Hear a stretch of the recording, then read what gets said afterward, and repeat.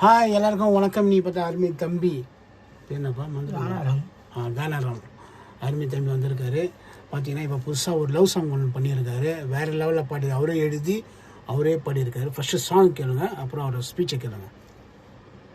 ரொம்ப அழுது பாடியிருக்காரு, பாருங்கள். நான் மச்சான் அவன் தேவதை நினைப்பா. அவன் மச்சான் என்ன இருந்தாலும் என் தேவதை போல வருமாடா. நான் கருப்பா இருக்குன்னு என்னை விட்டு விட்டு போயிட்டாடா. காசு பணம் தாண்டா இந்த உலகத்துல முக்கியம் மச்சான். போடா.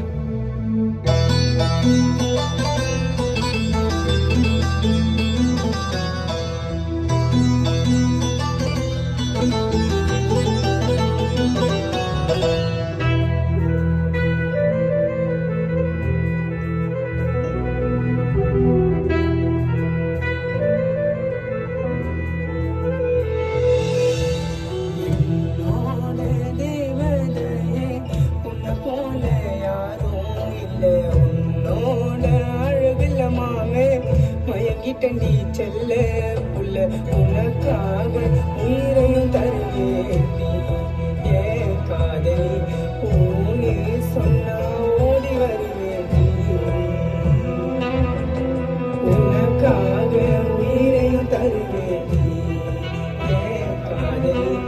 ஊனே சொன்னா ஓடி வருவேண்டி.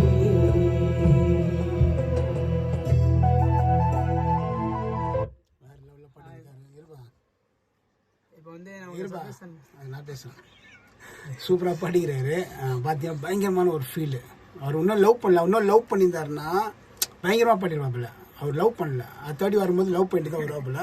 அப்படிதான் ஃபீலிங் கிடைக்கும். கண்டிப்பாக லிரிக்ஸ்லாம் எல்லாம் நல்லா தான் இருக்குது. அது போல் அண்ணனும் நல்லா சூப்பராக மியூசிக் போட்டிருக்காங்க. நிஜமாக ட்ரூவாக சொல்கிறேன், கரெக்டாக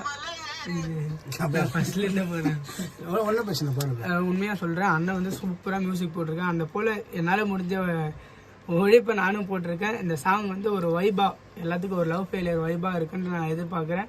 எல்லோரும் எனக்கு சப்போர்ட் பண்ணுங்கள். அண்டு கண்டிப்பாக சப்போர்ட் பண்ணுங்கள். எனக்கு தெரியும்.